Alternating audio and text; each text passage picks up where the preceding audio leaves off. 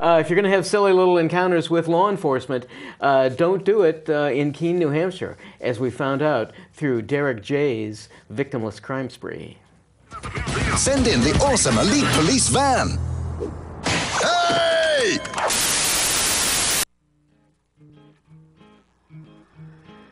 Hi, I'm Derrick J. I'm an activist originally from Philadelphia. To me, an activist's calling is to actively work to advance a cause. The cause for which I work is personal freedom. I believe my life is best when I engage in voluntary interactions and self-government. I reject the idea that anyone else has a higher claim to my life or my body than I do. I see people who call themselves the government as a threat to my personal freedom. I realize you may feel differently, but my relationship with the people who call themselves the government is completely involuntary. I don't want a politician to represent me.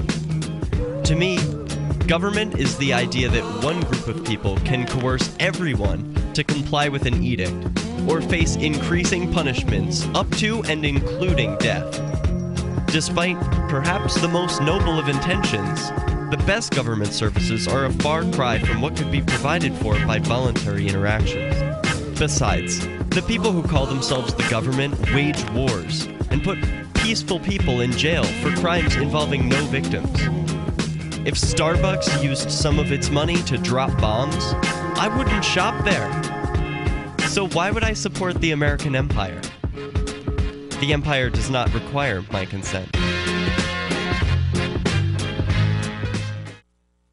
So this is Derrick J. He's from Philadelphia, I believe. Got into some trouble down there. So as he's an activist, and as he says here, he's interested in limiting government as much as possible so that people have individual liberties as expansively as possible.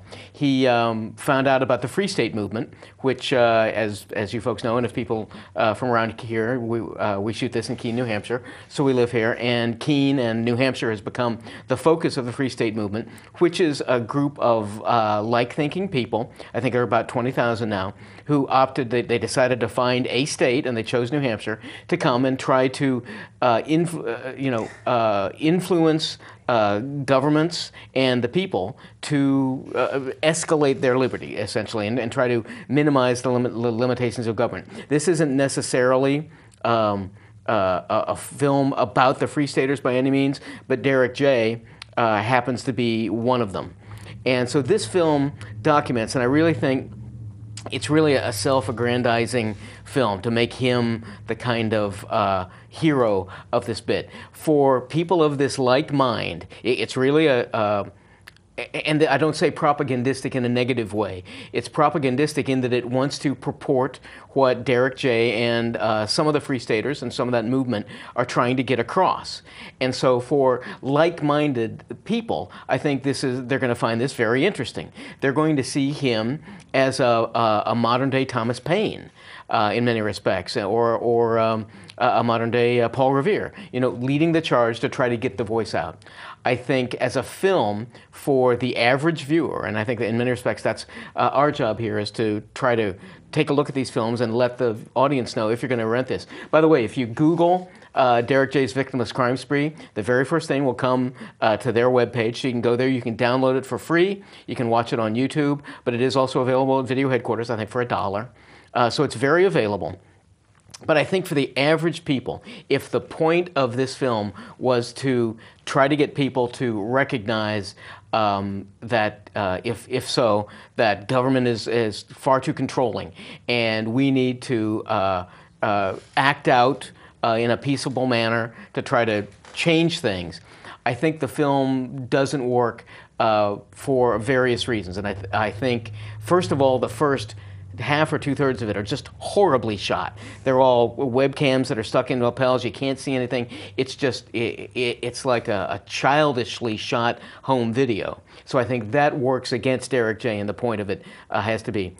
Also, the material, all of the encounters, he ends up being brought up on 6 counts, I think, of various misdemeanors, and I don't believe they're felonies or anything like that. But he ends up spending 60 days in the Keene, the Cheshire County Correctional Facility, as part of a plea bargain. And he acknowledges that that's kind of giving up, some of his ideals in many respects.